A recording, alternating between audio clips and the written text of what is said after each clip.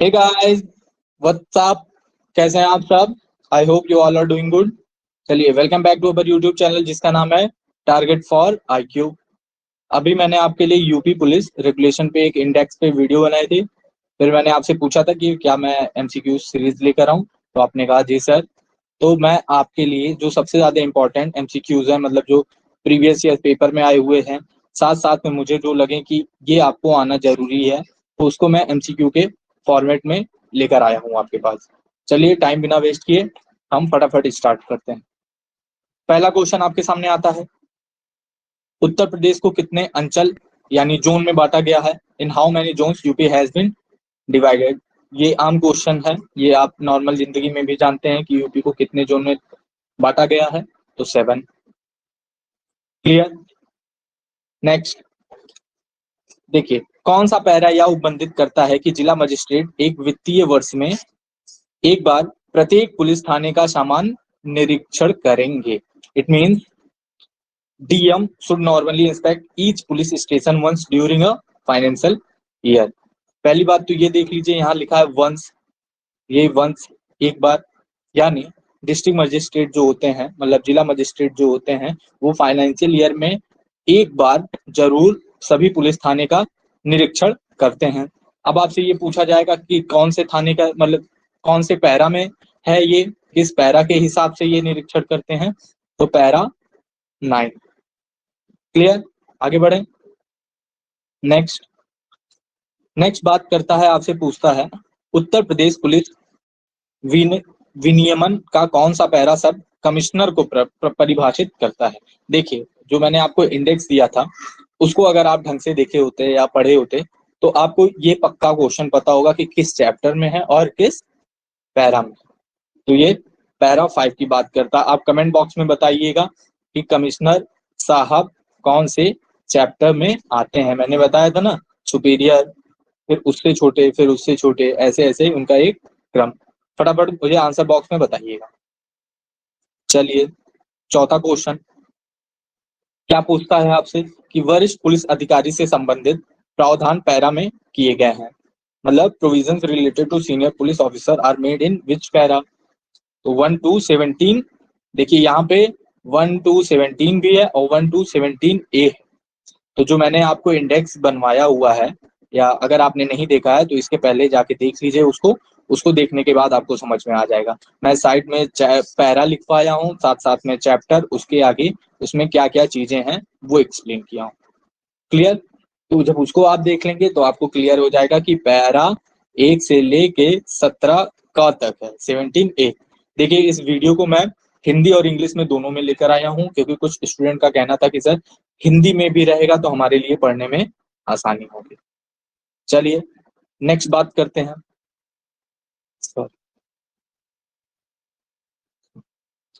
ये पूछता है, उत्तर प्रदेश पुलिस विनियमन का कौन सा पैरा समूह जिला मजिस्ट्रेट की शक्तियों एवं कर्तव्यों को परिभाषित करता है? With that of para UP police regulation define the powers and duties of district magistrate। आप मुझे कमेंट बॉक्स में बताएंगे पावर एंड ड्यूटीज किस पार्ट में है। इसका आंसर आप लोग मुझे बताइएगा किस पार्ट में है। क्लियर? चलिए, इसका आंसर होता है 6 से 11। Clear?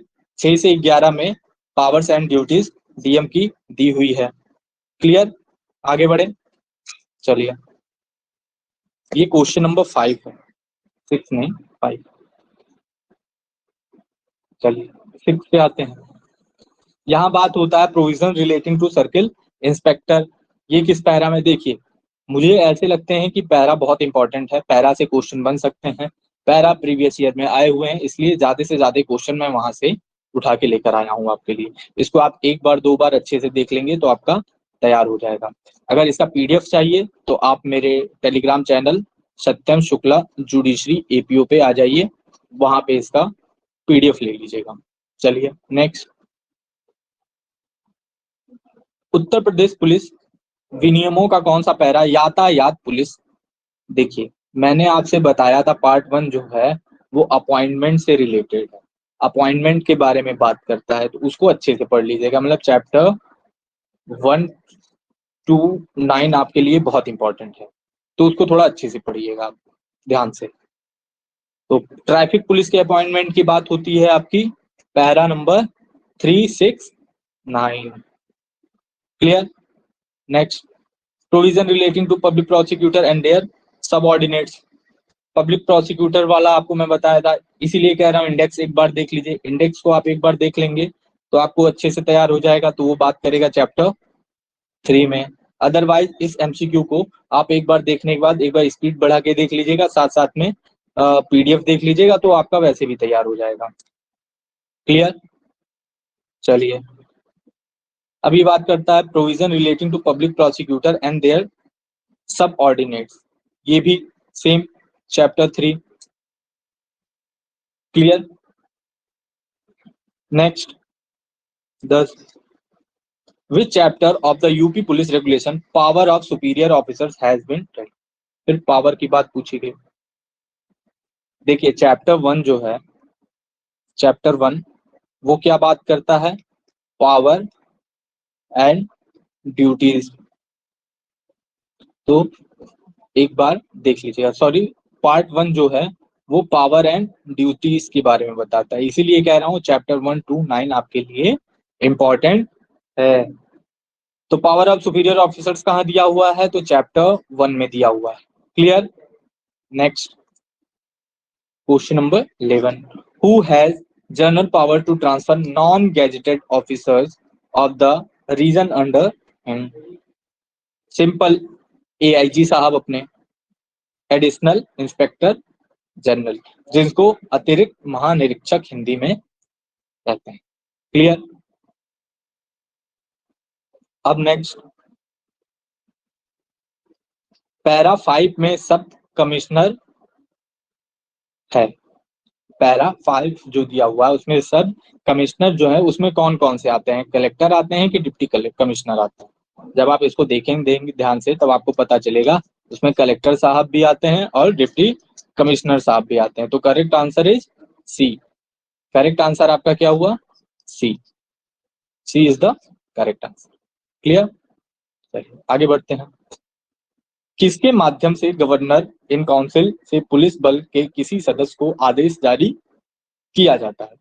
Through whom orders from governor in council to a member of police force are issued। तो ये भैया अपने डीजी साहब करते हैं, मतलब महानिदेशक साहब। क्लियर।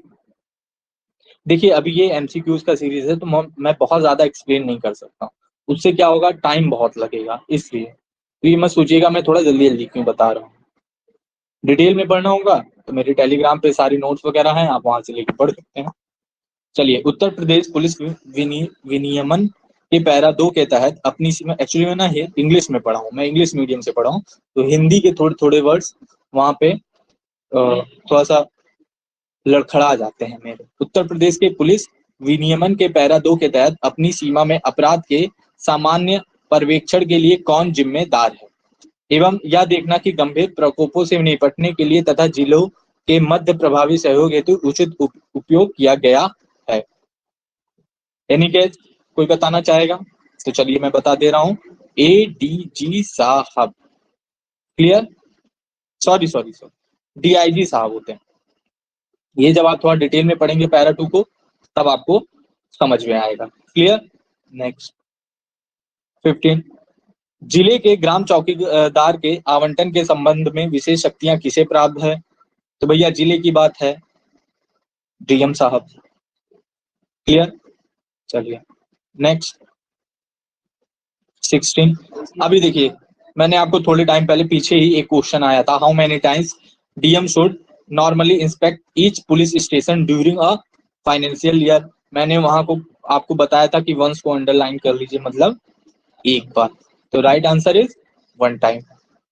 नेक्स्ट, ऐसे ही आपको क्वेश्चन घुमा घुमा के पूछेंगे तो उस पर थोड़ा सा ध्यान दीजिएगा। चलिए question number 17।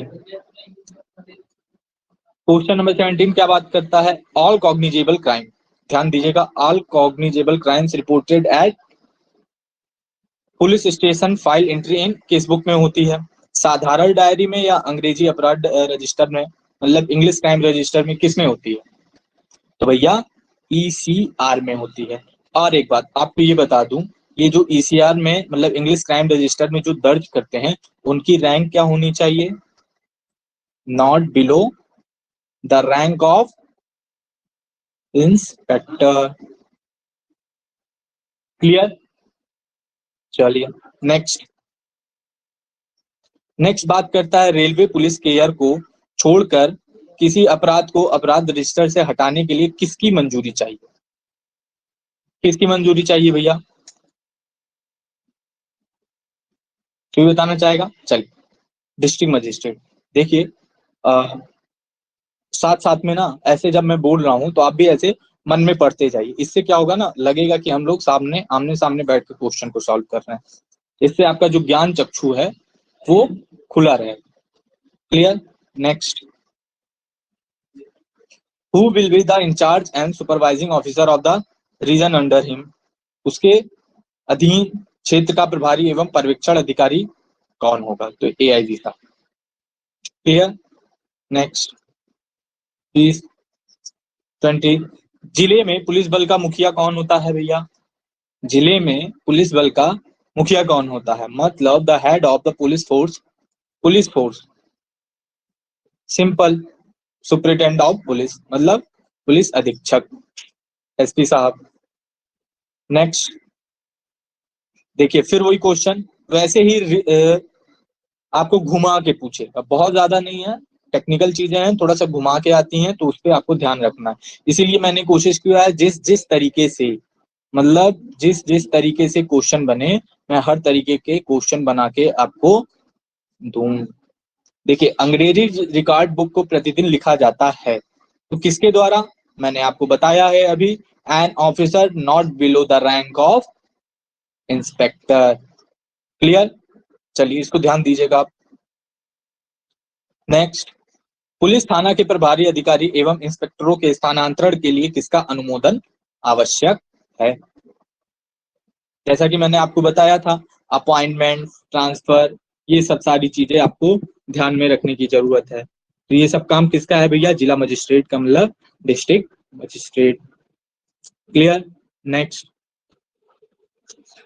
Which chapter made provision related to village police?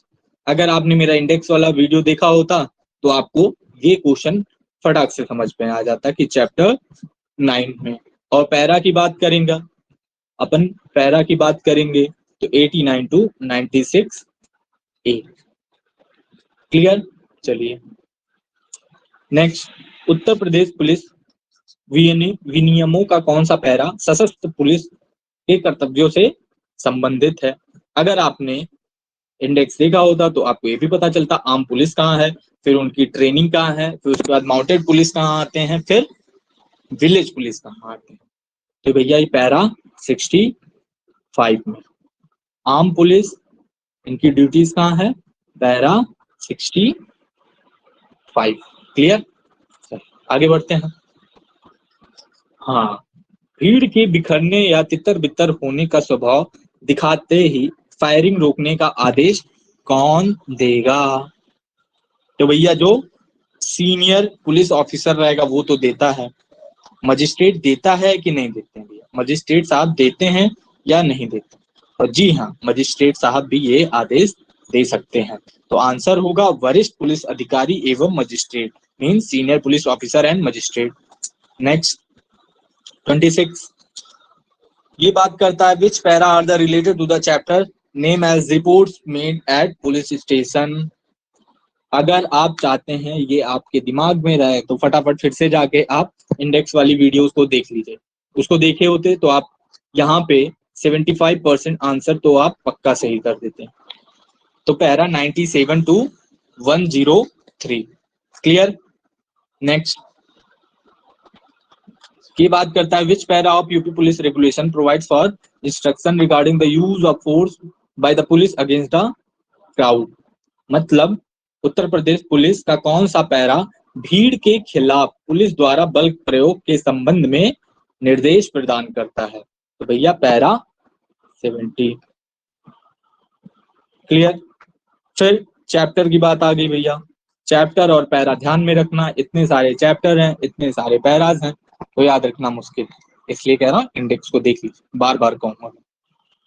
चलिए ये बात करता है विच chapter of the UP police. देखिए फिर वही आ गया आपका आम पुलिस। तो ये क्वेश्चन रिपीट कर सकता है, आपके पेपर में आ सकता है, तो इसको थोड़ा सा ध्यान दीजिएगा। Chapter 6 clear. आगे बढ़े, कमेंट बॉक्स में बताइएगा चैप्टर 6 में पैरा कहां से कहां तक है, कितने पैरा जाते हैं। चलिए विच chapter of the UP police regulation deals with the investigation. Chapter 10 clear. Next 30th, which chapter of the UP police regulation deal with the report made at police station. चलिए बताइए, क्वेश्चन पूछ रहा Uttar Pradesh police विनियमों का कौन सा अध्याय police थानों पर की जाने वाली रिपोर्टों से संबंधित है। तो इसका आंसर है चैप्टर 9 क्लियर। चलिए आपको कोई भी डाउट हो इसमें, ये देखिए ये तो रिपीट कर गया है, तो इसको इग्नोर कर दीजिए। क्लियर। चलिए कमेंट बॉक्स में बताइएगा एक बार कि इसको हम कंटिन्यू करें। देखिए सॉरी, इसका आंसर है चैप्टर 10, सॉरी चैप्टर 10। चलिए कमेंट बॉक्स में बताइएगा, ऐसे और क्वेश्चन लेकर आऊं या आपका इतने में हो जाए। बाकी ये सारे इंपॉर्टेंट क्वेश्चन है, इसको अच्छे से पढ़ लीजिएगा। तब तक के लिए ओके, टाटा, बाय बाय।